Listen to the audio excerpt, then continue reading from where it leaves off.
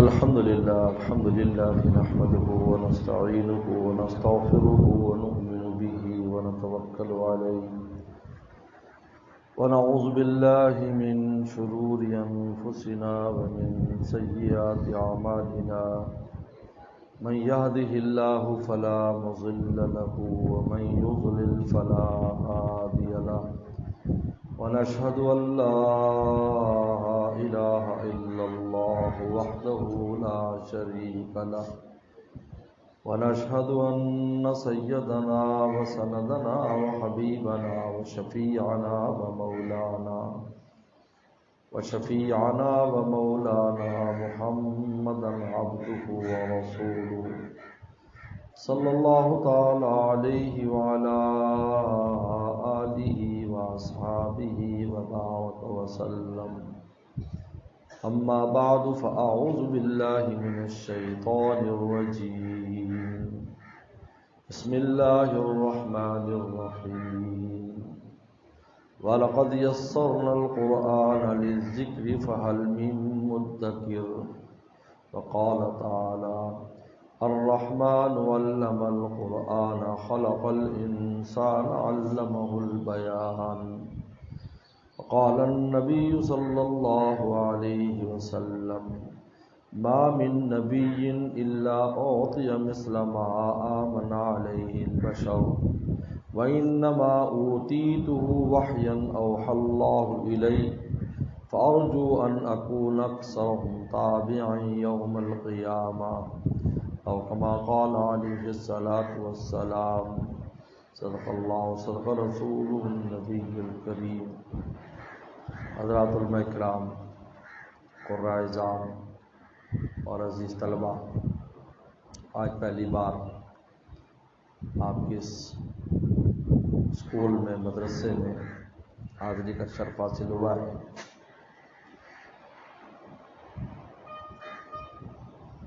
اللہ تعالیٰ نے قرآن مجید میں ارشاد فرمایا وَلَقَدْ يَسَّرْنَا الْقُرْآنَ، ہم نے قرآن مجید کو آسان کر دیا. آسان ہے نہیں، ہم نے کر دیا. وَلَقَدْ يَسَّرْنَا، ہم نے کر دیا.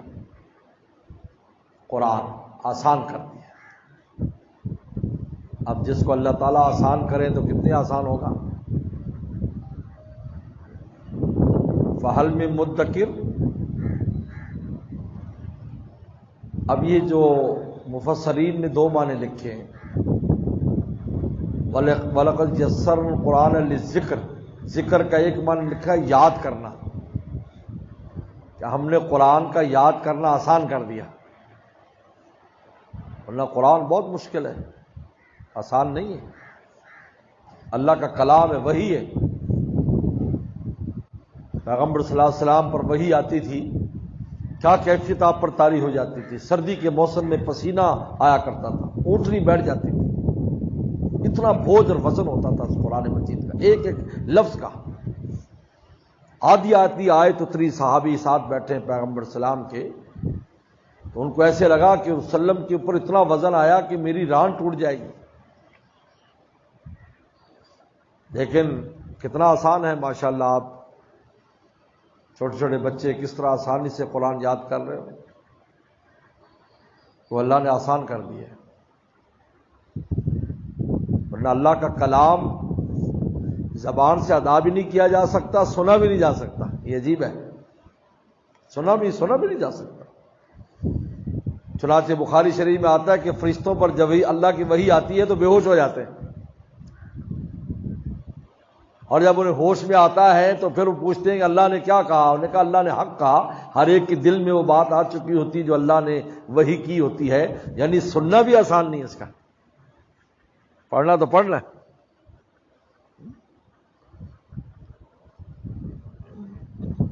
اس لیے ہمارے استاد مفتی ولی حسن ٹونکی رحمۃ اللہ علیہ، مفتی اعظم پاکستان، ہمارے استاد تھے بنور ٹاؤن میں، ہم نے ان سے پڑھا. فرماتے تھے اگر نبی کریم صلی اللہ علیہ وسلم کی مشکلات کو اور تکالیف کو، قرآن کے نزول کے بوجھ کو برداشت نہ کر سکتے، امت ایک لفظ نہ پڑھ سکتی تھی نہ سن سکتی تھی. سارا بوجھ انہوں نے اٹھا لیا اور ہمارے والا کہ یسرنا القرآن للذکر فہل من مدکر، ہمارے لیے آسان ہو گیا یاد کرنا۔ دنیا میں سب سے آسان کتاب یاد کرنے میں، پڑھنے میں، سننے میں قرآن مجید ہے پوری دنیا میں۔ حالانکہ پوری دنیا کی زبان عربی نہیں ہے، آپ کی زبان عربی نہیں ہے، آپ اسکولوں سے پڑھ کر بھی آئے ہوں گے، اب بھی پڑھ رہے ہوں گے۔ انگریزی کا پڑھنا کتنا مشکل ہے، دوسری ملک کی زبان ہے۔ آپ کو سندھی سکھانا شروع کر دیں، اگر آپ سندھی نہیں ہے تو کتنا مشکل ہے۔ اردو مشکل ہے جو ہم رات دن بولتے ہیں، اردو مشکل ہے، اردو نہیں آتی، اس کا سیکھنا پڑھنا مشکل، اس کے امتحان پاس کرنا مشکل ہے۔ قرآن مجید تو ویسے عربی زبان ہے، اور عربی سے بڑھ کر فصیح زبان کوئی نہیں ہے۔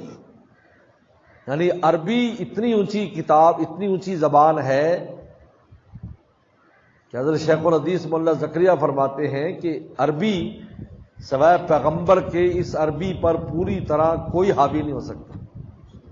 نبی کی ذات ہے جو عربی کو پوری طرح جانتی ہے، سمجھتی ہے، تو اللہ تعالیٰ کی زبان ہے۔ لیکن ماشاءاللہ آپ قرآن مجید حفظ کر رہے ہو۔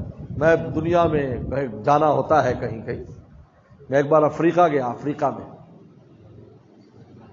تو وہاں پر ہمارے ایک دوست نے کہا، ایک قاری صاحب تھے ہمارے، حضرت شاہ حکیم اختر صاحب رحمۃ اللہ علیہ کے مرید تھے، کہنے لگا آپ کو ایک جگہ پر لے جانا ہے، تو جنگل میں لے گئے، جنگل میں، بالکل جنگل، افریقہ کے جنگل تو ٹارزن کی کہانیاں جو تم بچپن میں پڑھتے سنتے ہو، وہاں اس کا منظر نظر آتا ہے کہ بھائی واقعی یہاں تو ایسے ہی حساب ہے۔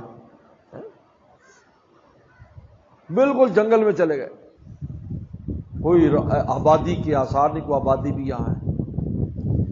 تو دور سے قرآن مجید کی آواز آ رہی، جیسے آپ لوگ یہاں پڑھتے ہو نا تو باہر آواز آتی، میں کہ یار یہ حضرت تھوڑا اور آگے جائیں، آگے گئے تو مدرسہ ہے بالکل جنگل میں، اور اس میں بچے قرآن مجید پڑھ رہے ہیں، اور سارے افریقی حبشی بالکل سارے۔ تو 4-5 بچے لے کر آئے، میرے سامنے بٹھا دیے، انہوں نے کہا یہ ان کا قرآن سنیں۔ وہ بچوں نے قرآن پڑھا، میں ایسے آنکھ بند کرتا تو مجھے ایسے لگتا کہ شاید مکہ مدینہ کا کوئی بچہ قرآن پڑھ رہا ہے، اتنا پیارا قرآن، لہجہ ایسا جیسے عرب کا لہجہ ہے۔ میں نے کہا واہ، پیغمبر فرمایا میں پوری دنیا کا رسول بنا کر بھیجا گیا ہوں ہر قوم کی طرف، تو کتاب بھی ایسی دی جو ہر قوم جس کو ایسے پڑھ رہی ہے جیسے وہ عرب ہے۔ وَلَقَدْ يَسَّرْنَا الْقُرْآنَ لِلذِّكْرِ، حفظ کے لیے ہم نے آسان کر دیا اس کو۔ اور دوسرا معنی لکھا ہے للذکر کا نصیحت، قرآن مجید کی جو نصیحت ہے بہت آسان ہے سمجھنا، یہ سیدھی سادھی بات قرآن کرتا ہے، سب میں آ جاتی ہے، عمل کرے بہت آسان ہے عمل کرنا۔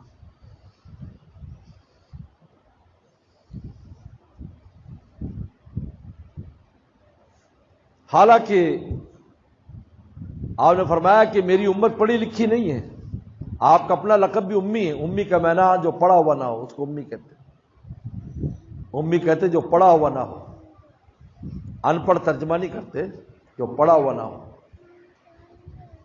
امی، رسول اللہ صلی اللہ علیہ وسلم کا لقب امی۔ اور آپ نے فرمایا میری امت بھی ایسی، لیکن وہی اقرا سے شروع ہوئی، پڑھو اقرا، پڑھیے، پڑھنے سے شروع ہو رہی اقرا، اور علم بالقلم، اور قلم کے ذریعے لکھنے کا بھی آ گیا، پڑھنا بھی لکھنا بھی شروع وہیں سے ہو رہی ہے۔ یہی وجہ ہے کہ اس امت میں سب سے زیادہ پڑھنے والے اور سب سے زیادہ لکھنے والے اللہ نے پیدا فرمائے، سب سے زیادہ۔ کسی امت میں ایسے نہیں ملیں گے، کسی امت کے کتب خانے میں اتنی کتابیں نہیں ملیں گی جتنی اسلام کے اندر ہے۔ تو شروع اقرا سے ہو رہی ہے، اس لیے یہ پیغمبر اسلام کا معجزہ ہے، جو آپ بیٹھے ہو نا یا قرآن حفظ کر رہے ہو اور آپ کے سینے میں قرآن جمع ہو رہا ہے، اس کو ابن قیم الجوزی نے رسول اللہ کا معجزہ قرار دیا ہے، یہ بھی معجزہ ہے۔ فرمایا قیامت تک آنے والے علماء، حفاظ، قاری، اللہ والے، یہ رسول اللہ کا معجزہ ہے۔ تو کیا آسان تھوڑی 30 سپاروں کا یاد کر لینا؟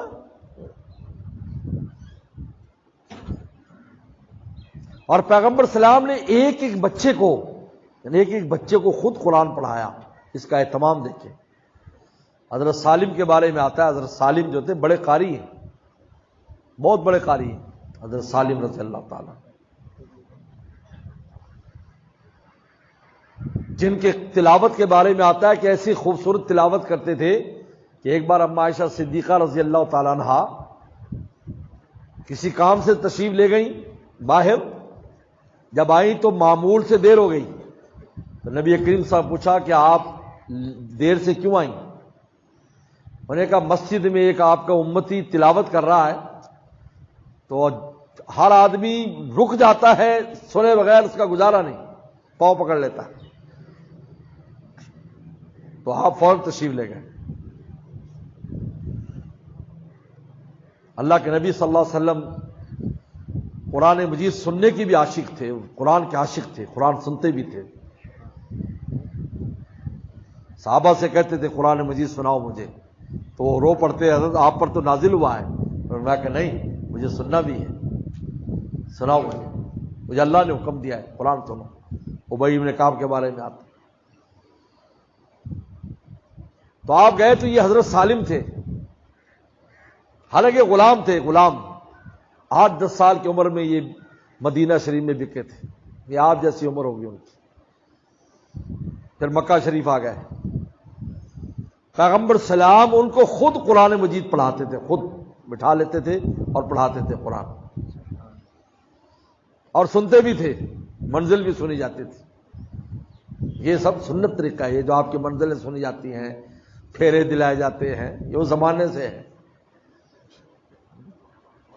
اس لیے عثمان بن ابی العاص جو طائف کے رہنے والے تھے، جن کے بڑوں نے پیغمبر سلام کو پتھر مارے تھے، ان کو قرآن مجید رسول اللہ نے خود سکھایا ہے، یہ بھی بچے تھے جب آئے مدینہ شریف، اور ان کی گردان کون سنتے تھے اور ان کا سبق پیچھے والا سیدنا صدیق اکبر رضی اللہ تعالیٰ عنہ، ان کی ڈیوٹی تھی۔ یہ سیدنا صدیق اکبر رضی اللہ تعالیٰ عنہ کو صحابہ کرام اپنا چھوٹا استاد کہتے تھے، بڑے استاد ہمارے رسول اللہ ہیں اور چھوٹے استاد ہمارے بکر صدیق ہیں، بالکل یہ بالکل ایسا نظام تھا۔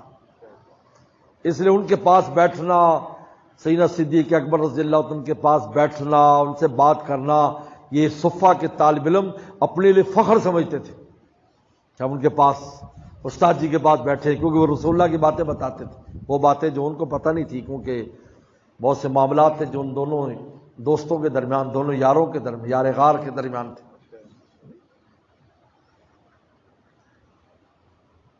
تو پیغمبر سلام تو حضرت سالم دعا تلاوت کر رہے ہیں، پیغمبر سلام رو رہے ہیں پیچھے، قرآن سنتے رو رہے ہیں، یہ قرآن کے عاشق تھے۔ لیکن قرآن مجید کے ساتھ عاشقانہ تعلق ہونا چاہیے، ڈھیلا میلا نہیں ہونا چاہیے، عشق ہونا چاہیے قرآن مجید کے ساتھ۔ تو آپ اتنا جوش آیا کہ آپ نے ہاتھ اٹھائے، حدیث میں آتا ہے آپ نے کہا اللہ تیرا شکر ہے میری امت میں سالم جیسے قاری قرآن پیدا کر دیا آپ نے، ان کو آپ نے خود قرآن مجید پڑھایا، سالم رضی اللہ عنہ۔ ہاتھ عبداللہ ابن عباس، حضرت عبداللہ ابن عباس کا جو طرز ہے وہ آپ طالب علموں کو یہ بتاتا ہے کہ آپ کو کیا کرنا ہے، کیسے آپ علم میں کامیاب ہوں گے۔ یہ بھی 10 سال کی عمر تھی ان کی، 10 سال کی عمر، کیونکہ یہ مکہ شریف میں تھے تو جب آئے تو 10 سال کی عمر تھی پیغمبر کی خدمت میں۔ پیغمبر سلام کے چچا زاد بھائی ہیں، حضرت عباس کے بیٹے، ان میں ایک جو چیز تھی وہ شوق تھا، شوق، بہت شوق تھا ان کو،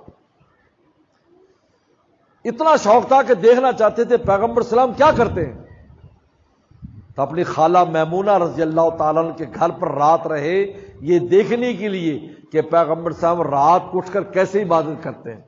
شوق یہ پہلی شرط ہے علم کے لیے، آپ جو بیٹھے ہو شوق ہونا چاہیے آپ میں، کہتے جب انسان کسی چیز کا شوق ہو پھر اس کو سردی گرمی کا بھی احساس نہیں ہوتا. کبوتر بازوں کو کبوتر کا شوق ہوتا ہے تو ان کو گرمی نہیں لگتی, چھت پہ کھڑے رہتے ہیں, گرمی بھی چھت پہ کھڑے رہتے ہیں, سردی میں بھی چھت پہ کھڑے. کبوتر بازی کا شوق ہے, مچھلی پکڑنے کا شوق ہے, سارا دن سمندر پہ بیٹھے رہیں گے چاہے مچھلی ہاتھ نہ آئے, لیکن پورا دن بیٹھے رہیں گے مچھلی کے لیے. مچھلی کا شوق ہے, کرکٹ کا شوق ہے. یہاں تو تم کہو گے جی گرمی ہوگی, بجلی نہیں ہے, فلاں ہو گیا, لیکن جب کرکٹ کا شوق ہوگا تو کیسے گرمی میں کھیل رہے ہوتے سارے. جی اس لیے سب سے پہلی چیز شوق اپنے اندر پیدا کرو, علم کا شوق پیدا کرو کہ آپ نے علم حاصل کرنا, شوق پیدا کرو.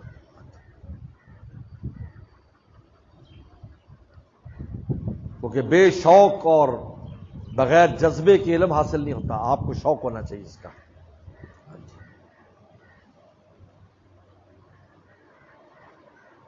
نمبر 2, محنت کریں آپ.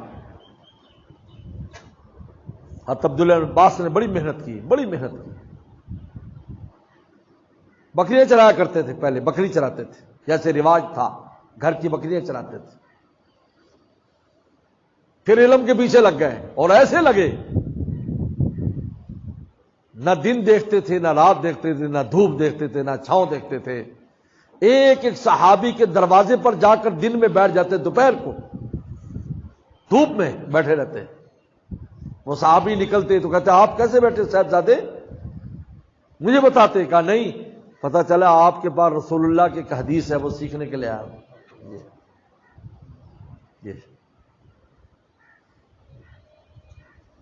وہ سے لے رہے. ان کے ساتھ ایک انصاری تھے جو وہ چرایا کرتے تھے بکریاں چرایا کرتے تھے. ان کے ساتھ انصاری, ان کو اندر لے جاؤ, گھر چھوڑ دو.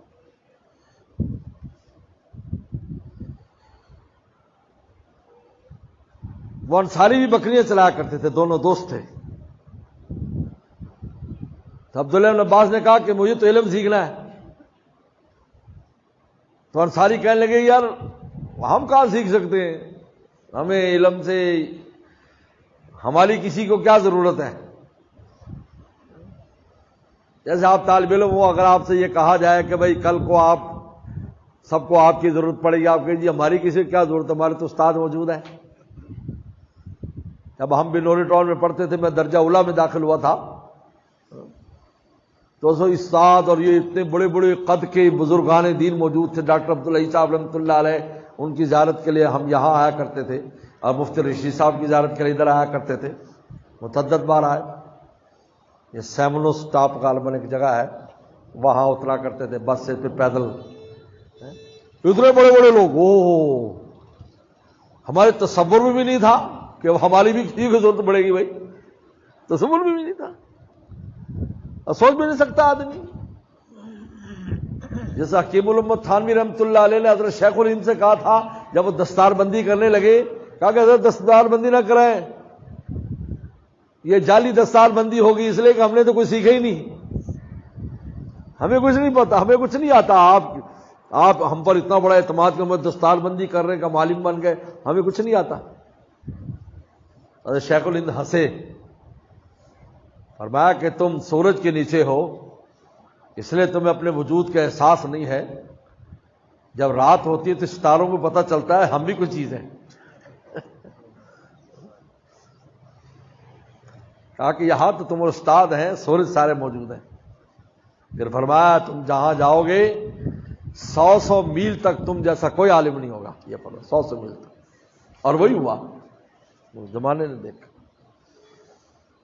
تو اس انصاری نے کہا کہ عبداللہ بن عباس کو کہ ہماری بھی کوئی ضرورت ہے, لیکن عبداللہ عباس لگے رہے, محنت, بہت محنت کی, بہت دن لگے. یہ دوسرا گر ہے علم حاصل کرنے کا, آپ محنت کریں, وقت ضائع نہ کریں. چنانچہ ایک وقت آیا کہ مسجد نبوی میں سارے چلے گئے, مسند خالی تھی, وہاں عبداللہ عباس کو بٹھایا. وہ مثلا جہاں رسول اللہ بیٹھتے تھے، پھر اس کے بعد سیدنا صدیق اکبر رضی اللہ تعالیٰ، سیدنا فاروق اعظم رضی اللہ تعالیٰ عنہ، پھر حضرت عثمان غنی، حضرت علی کرم اللہ وجہ تو چلے گئے تھے، پھر یہ حضرت ابو ہریرہ رضی اللہ تعالیٰ یہاں پر بیٹھتے تھے جو مسند ہے،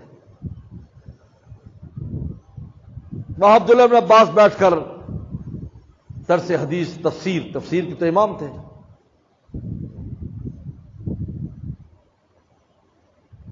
تو وہ انصاری ایک دن آیا تو اس نے غور سے دیکھا تو اس نے کہا یہ تو وہی مہاجر دوست ہے جو میرے ساتھ بکریاں چلاتا تھا، وہی معلوم ہوتا ہے۔ تو پاس جا کر کہا کہ تم ابن عباس ہو؟ انہوں نے کہا ہاں۔ رونے لگا، زور زور سے رونے لگا، ہائے کاش میں تمہاری بات مان لیتا، میں اسی جگہ بکریاں چلا رہا ہوں اور خدا نے تمہیں کیا مقام دے دیا۔ محنت کی، شوق کے ساتھ پھر محنت کی۔ اور تیسری چیز ادب۔ عبداللہ ابن عباس میں ادب بہت تھا، بہت ادب تھا، بہت ادب تھا۔ زید بن ثابت رضی اللہ تعالیٰ عنہ گھوڑے پر سوار ہیں، یہ بڑے قاری قرآن ہیں زید بن ثابت، 5 بڑے قاری ہیں جن میں زید بن ثابت رضی اللہ عنہ، جن نے قرآن مجید کو جمع کیا۔ یہ جو آج کتابی شکل میں قرآن مجید ہے، یہ سیدنا صدیق اکبر نے جمع کرایا، اور یہ جمع کرنے والے حضرت زید بن ثابت رضی اللہ تعالیٰ عنہ فرماتے تھے اگر مجھے حکم ہوتا کہ پہاڑ کو تم یہاں سے شفٹ کر دو میں کر سکتا تھا، لیکن قرآن جمع کرنا آسان نہیں تھا۔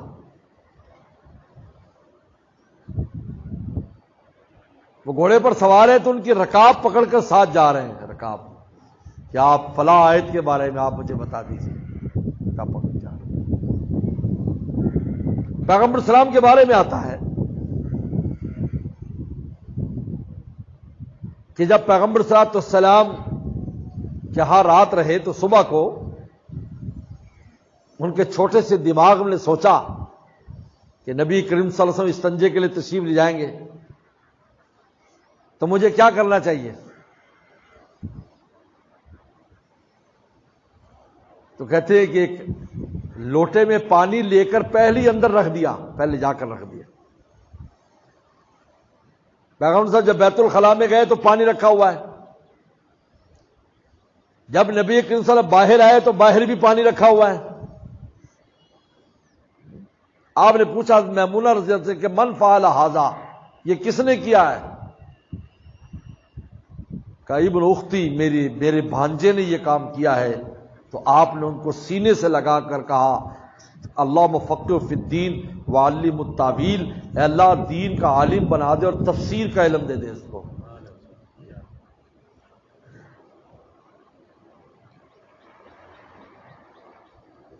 تو کہتے استادوں کی دعائیں لینا، بزرگوں سے دعائیں بھی لینی چاہیے، والدین سے دعائیں کرایا کرو،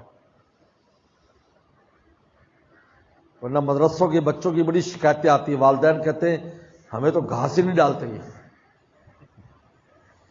کیونکہ حافظ ہو رہا ہے نا، ابا کا تو قرآن ٹھیک نہیں، اماں کا قرآن ٹھیک نہیں، ہمارا تو قرآن بہت اعلیٰ ہے۔ دعائیں لینا ایک اہم سبب ہے علم کا، دعا لینا اپنے بڑوں سے، والدین سے دعا لینا، صبح دعا کرا کہ ابا ہمارے لیے دعا، اماں ہمارے لیے دعا کرنا، ابو امی سے دعا کرو،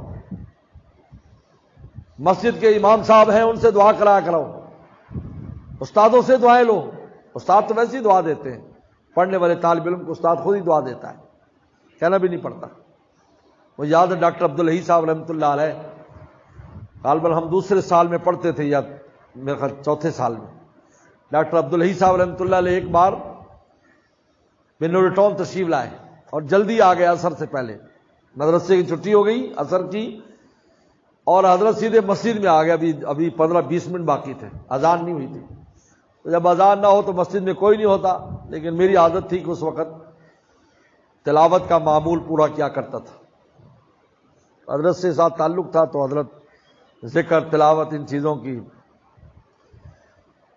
تو میں تلاوت کر رہا تھا تو ایسے کوئی اندر آیا تو میں نے ایسے دیکھا تو ڈاکٹر عبدالحی صاحب، تو چونکہ یہاں میں نے زیارت کی تھی حضرت کو میں پہچانتا تھا، جہاں تو حضرت کو مسافہ بھی مشکل ہمارے لیے، اور پھر طالب علم، اور مدرسوں کا طالب علم تو ویسے ہی بیچارہ اپنے آپ کو کوئی اور ہی مخلوق سمجھتا ہے. استادوں کے اتنے رگڑے کھائے ہو رہے ہوتے ہیں. اور میرے شیخ فرماتے تھے, کسی نے کہا کہ جی یہ مولوی لوگ مرغا بہت کھاتے ہیں, تو میرے شیخ نے فرمایا استاد کے سامنے اللہ کے لیے مرغے بھی یہی بنتے ہیں, جب مرغے بنتے ہیں تو مرغا ہی کھائیں گے نا. مرغے بھی تو ہی بنتے ہیں, وہ مرغا بن جاؤ. اچھا جی, انہیں نہیں دیکھنا دائیں کون ہے بائیں کون ہے, بیچارہ مرغا بن جائے گا. وہ ایسے ہی ہوتا ہے. حضرت تھانوی رحمۃ اللہ علیہ فرماتے جو علماء ہوتے ہیں یا جو مدرسوں میں پڑھے ہیں, حافظ قاری ہیں, کا مجاہدہ تو انہوں نے کیا ہی ہوتا ہے. بس کسی اللہ والے کی تھوڑی سی صحبت اٹھا لے تو ان کا کام ہو جاتا ہے, کیونکہ مجاہدہ تو کیا ہی ہوتا ہے, بس مسالہ لگانے کی دیر ہے. اللہ فرماتے ہیں زیادہ ٹائم نہیں لگتا. باقیوں کو تو مجاہدہ کرانا پڑتا ہے, ان کی تو چھل اوپر سے اتارنی پڑتی ہے, پھر جا کر کچھ کام بنتا ہے. یہ تو پہلے سے چھلے چھلا ہے, بس تھوڑا تڑکا لگانے کی دیر ہے, کام ہو جاتا ہے. تو میں نے جلدی تلاوت باندھ کے دوڑا, میں جلدی سے جا کر حضرت کو, آپ کو پتا ہے حضرت کا ماشاءاللہ 6 فٹ کے قریب قد تھا, تو میں تو حضرت کو ایسے چپٹ گیا, اور حضرت کا ہاتھ کا بس تو حضرت چونکہ بڑا گہرا چشمہ لگاتے تھے, اور ان کی شخصیت بڑی عجیب تھی, بڑی خوبصورت عجیب شخصیت تھی, تو ایسے بالکل ساتھ ساتھ میرے, حالانکہ خود بھی تھا لیکن وہ ایسے ساتھ ساتھ جس طرح کے میں ہی ان کو لے کے جا رہا ہوں. تو صف اول میں حضرت نے 2 رکعت نماز پڑھی. اب بس میں بھی ساتھ چمٹ گیا, میں نے کہا ساتھ نماز پڑھوں گا. اب پوری نماز میں ایک ہی مضمون بناتا رہا کہ میں نے دعا کی درخواست کیسے کرنی. میری پوری نماز اس میں گئی کہ حضرت میں یوں کہوں گا, میں یوں کہوں گا, میں یوں کہوں گا, حضرت کو یوں کہوں گا, نہیں اب ایسے کہوں گا, نہیں ایسے کہوں گا. پورے 4 رکعت میں یہی کام ہوتا رہا. جو ہی حضرت نے سلام پھیرا, آپ بتایا عصر کے بعد تسبیح ہوتی ہے, تو حضرت نے کچھ تسبیح کی, تو میں نے فوراً کہا, میں نے کہا حضرت میں مسافر طالب علم ہوں, بڑی دور سے آیا ہوں علم سیکھنے کے لیے, حضرت میرے لیے دعا کر دیجیے. ایسے میں نے روتے ہوئے کہا ایسے, حضرت نے ہاتھ اٹھایا, مجھے یاد ہے پوری دعا حضرت نے میرے لیے کی, پوری دعا اللہ یزید اللہ. حضرت کے مانگنے کا انداز بھی بڑا عجیب تھا, جس طرح بچہ نہیں ہوتا کوئی بچہ, جس طرح بچہ اپنے ابا سے مانگتا ہے, یہ میں نے حضرت ڈاکٹر صاحب میں دیکھا ہے. اس طرح روتے تھے, ایسے مانگتے تھے, وہ ایسے مانگتے تھے. اللہ تعالیٰ کا فضل ہے, انہیں کی دعاؤں کا صدقہ ہے آج تھوڑی بہت دین کی جو خدمت ہو رہی ہے. اللہ نے 4 لفظ علم کے عطا فرمائے. دعائیں لینا, ادب اور دعا اور خدمت. ادب تو اتنا ہونا چاہیے آپ کو, اس مدرسے کے در و دیوار کا بھی ادب کریں, کیونکہ جہاں بیٹھ کر آپ قرآن مجید پڑھتے ہیں, آپ کو پتہ ہے ہر وقت فرشتے آتے ہیں. 2 ہی جگہ ہیں جہاں ہر وقت فرشتے آتے ہیں, مسجد میں یا جہاں قرآن پڑھا جاتا ہے, اور تیسری جگہ اس طرح نہیں آتے, آتے جاتے رہتے ہیں. لیکن یہاں مستقل کی استقلال کی بنیاد پر ہے, جہاں قرآن پڑھا جاتا ہے فرشتوں کی جماعت آتی ہے. حدیث میں آتا اوپر تک گھیر لیتے ہیں. اس لیے حضرت مولانا قاسم نانوتوی رحمۃ اللہ علیہ فرماتے تھے کہ قرآن مجید کے پڑھنے پر فرشتے کیوں آتے ہیں, کہتے اس لیے کہ آسمانوں پر قرآن پڑھنے والے نہیں ہیں, زمین پر پڑھنے والے, اور کوئی نہیں پڑھتا, یہاں ہے اس لیے اترتے ہیں. فرمایا یہ غیر ملکی مال ہے, اس کے لینے کے لیے آتے ہیں یہاں پر, آسمانوں پر نہیں ہے. کسی معراج کی روایت میں نہیں کہ کوئی قرآن پڑھتا رسول اللہ نے سنا ہو کہیں, نہیں, نمازیں پڑھ رہے ہیں, سب کچھ ہو رہا ہے, طواف بھی ہو رہا ہے, قرآن یہاں پڑھایا تھا. آپ کے لیے فرشتے آتے ہیں, آپ کو پتہ نہیں ہوتا, آپ کے ارد گرد ہزاروں فرشتے ہوتے ہیں جو آپ کے ساتھ آپ کے قرآن مجید سے استفادہ کر رہے ہیں. نور, یہ نور کو لے رہے ہیں, کہتے ہیں نور لیتے ہیں, بھاگ بھاگ کر نور لیتے ہیں. جو قاری کے منہ سے قرآن کا نور نکلتا ہے, کیونکہ یہ نور بالکل نایاب نور ہے. یاد رکھو, یہ قرآن کا جو نور ہے بالکل نایاب ہے. ذکر کا نور, نماز کا نور, یہ سارے نور تو بہت پہلے سے ہیں. جب سے حضرت انسان آیا ذکر بھی ہو رہا ہے, نمازیں بھی ہو رہی ہیں, روزے بھی رکھے جا رہے ہیں, حج بھی ہو رہا ہے. لیکن قرآن مجید چونکہ سمت میں اترا ہے, خاص کتاب ہے, آپ نے فرمایا یہ خاص کتاب مجھے دی گئی, یہ خاص معجزہ ہے, اس کا نور سب سے منفرد ہے. اس لیے کہ شیطان کہتے ہیں کہ ہر نور میں کوئی مکسنگ کر سکتا ہے, لیکن قرآن مجید کے تو قریب بھی نہیں آ سکتا. لا یاتیہ الباطل، قریب بھی نہیں آتا ایسے. اس لیے قرآن مجید کے نور میں کبھی رجت نہیں ہوتی. لوگ کہتے ہیں شیطان اس کو الٹ دیتا ہے. نہ ذکر اذکار کرنے والے تہجد پڑھنے والوں کو گمراہ کر دیتا ہے. تہجد پڑھی دل میں آیا میں نے تہجد پڑھی، یہ سب بیکار لوگ ہیں جو سوتے رہتے ہیں، بس ایسا منہ سے جملہ نکال کر ساری تہجد کا بیڑا غرق کر دی. لیکن قرآن مجید میں تو آ ہی نہیں سکتا، اس کی ہمت ہی نہیں ہے.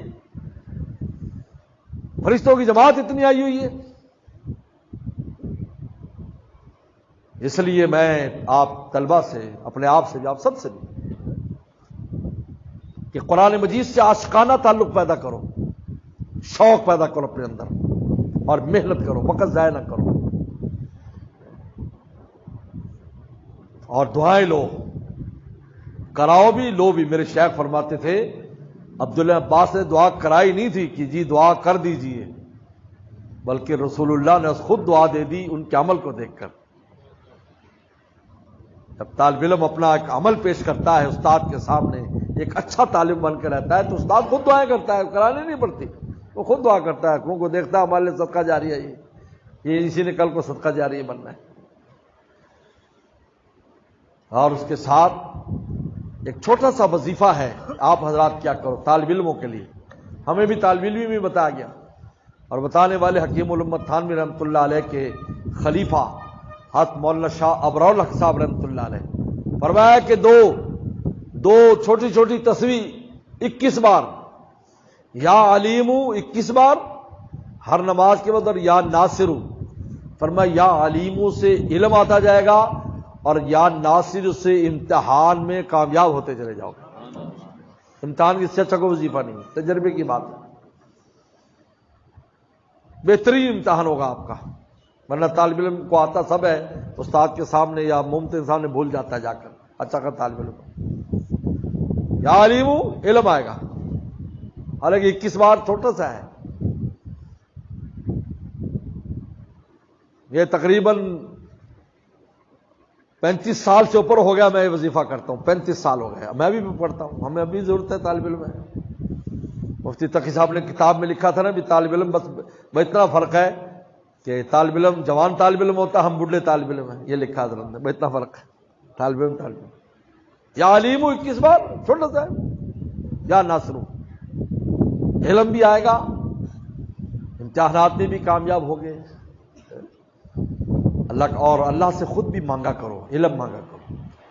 رسول اللہ صلی اللہ علیہ وسلم نے فرمایا کیا ربی زدنی علما، اللہ علم میں اضافہ کر. دیکھیے یعنی اضافے کی جو چیز مانگی، اس لیے کھانے میں بھی ایک چیز میں اضافہ مانگا ہے، اور مانوی چیزوں میں علم میں مانگا ہے. مانوی چیزوں میں نہیں کہا کہ جی کو باطنی فلانی کیفیت مل جائے، علم میں ربی زدنی علما. اور حصی چیزوں میں دودھ میں اضافہ مانگا ہے، اللہ بارک فی وزدنا منہ، اے اللہ دودھ میں برکت کر دے اور اسی کو اور بڑھا. اور علم اور دودھ آپس میں تعلق رکھتے ہیں. خواب میں اگر کوئی دودھ دیکھ لیتا ہے تو وہ علم مراد ہوتا ہے. آپ نے فرمایا میں نے دودھ پیا، رسول اللہ فرمایا بخاری میں، اور اس کی تراوٹ میری جو نا وہ ناخنوں سے نکلنے لگی، میں نے بچا ہوا عمر کو دے دیا. سال پوچھا کہ وہ کیا تھا، تعبیر کیا؟ فرمایا یہ علم ہے. علم. اس لیے حضرت عمر رضی اللہ عنہ کو علم کا خاص ضمیمہ دیا گیا تھا، خاص. یہ دو چیزوں میں اضافہ مانگا ہے، علم اور دودھ میں، اور ان دونوں کا آپس میں بڑا تعلق ہے. ویسے بھی طالب علموں کو دودھ پینا چاہیے، دودھ پینا چاہیے. امام شابی کے پاس ہارون رشید نے کہا تھا میں بچوں کو علم سکھانا چاہتا ہوں، حافظ قاری بنانا چاہتا ہوں. پہلے یہی ہوتا تھا علم. اور میں 3 کام کرو، ایک تو ان کو گوشت کھلایا کرو، ان کا دل مضبوط ہوگا، خالی دال سبزی میں نہ رکھو. جو ان کا سر منڈوایا کرو، ان کی گردن اور دماغ مضبوط ہوگا. اور تیسرا بڑوں کی صحبت میں لے جایا کرو، ادب سیکھیں گے. امام شابی کی نصیحت ہے خلیفہ ہارون رشید کو. یہ 3 کام کیا کرنا ہے. ہمارے والد صاحب رحمۃ اللہ علیہ مولانا نیاز محمد صاحب، ان کا حکم تھا ہم سو بھی جائیں تو ہمیں دودھ پلانا ہے. سوتوں کا ہماری والدہ مرحومہ ہمیں بٹھا کر نیند میں دودھ پلاتی تھی، کہا ان کو دودھ پلاؤ تاکہ ان کی عقل و فہم مضبوط ہو، دماغ مضبوط ہو۔ تو دو چیزوں میں اضافہ، ربی زدنی علما، اللہ میرے علم میں اضافہ، یہ فرمانا عالمکم باللہ، میں تم میں سب سے بڑا اللہ کا عالم یہ فرمایا۔ میں اللہ مجھے اور آپ کو عمل کی توفیق عطا فرمائے۔ وآخر دعوانا ان الحمد للہ رب العالمین۔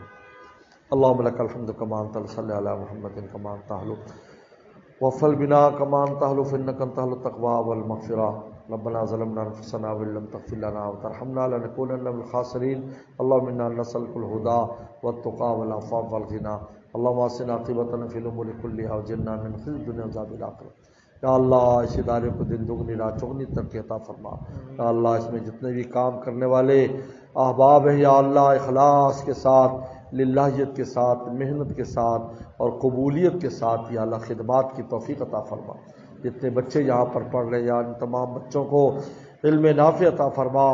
یا اللہ ان سب کو قرآن مجید کے علم عطا فرما۔ دوسرے بھی کسی بھی شعبے میں جو لوگ بچے پڑھ رہے ہیں یا اللہ ان کو اپنے اپنے شعبوں میں کامیابی عطا فرما۔ یا اللہ اس ادارے کی جو مرکز ہے، جتنی بھی اور شاخیں ہیں، سب کو خوب اور خوب کامیابی عطا فرما۔ یا اللہ اس زمین پر یا اللہ آپ نے اپنا خلیفہ بنایا ہے، یا اللہ ہمیں اس کا حق ادا کرنے کی توفیق عطا فرما، علم اور عمل میں اپنے آپ کو مکمل کرنے کی توفیق عطا فرما۔ یا اللہ اپنا تعلق خاص ہمیں نصیب فرما۔ یا اللہ اپنے پیاروں میں ہمیں شامل فرما، ہر قسم کے شرور فتن سے ہمیں محفوظ فرما۔ ہمیں بھی ہماری اولاد کو قیامت تک آنے والی نسل علم نافع اور عمل مقبول عطا فرما، علم نافع اور عمل مقبول عطا فرما۔ یا اللہ جتنے بچے ہیں ان میں سے کسی کو ضائع نہ فرما، آئندہ بھی جو آئیں گے کسی کو ضائع نہ فرما۔ یا اللہ علم کی روشنی سے اور قرآن مجید کی یا اللہ کی علم سے ان سب کو منور فرما، اور یا اللہ ان کے لیے ہر طرح کی آسانیاں فرما۔ یا اللہ ان بچوں کو والدین کے لیے، استادوں کے لیے، مدرسے والوں کے لیے، معاونین کے لیے صدقہ جاریہ فرما۔ اللہ صدقہ جاریہ فرما قیامت تک۔ یا اللہ قال اللہ اور قال رسول کے ان مدارس کی یا اللہ ان اسکولوں کی، ان درسگاہوں کی حفاظت فرما اور ان کو جاری ساری فرما، ہر قسم کے شرور و فتن سے محفوظ فرما، ہر طرح کی عافیت نصیب فرما، ہر طرح کی عافیت نصیب فرما، 100% آپ کا بن جانے کی توفیق عطا فرما۔ یا اللہ ہمارے تمام مرحومین مرحومات، یا اللہ ہمارے اساتذہ، مشائخ، عزیز اقارب سب کی بے حساب مغفرت فرما، بیماروں کو شفا عطا فرما، ہر طرح کی پریشانیوں کو دور فرما، ہماری حاجات کو اپنے خزانوں سے پوری فرما، جو مانگا ہے وہ بھی عطا فرما، جو نہ مانگ سکے وہ بھی عطا فرما۔ ربنا تقبل منا انک انت السمیع العلیم۔ صلی اللہ تعالی علی خیر خلقہ محمد و آلہ وصحبہ اجمعین۔ السلام علیکم۔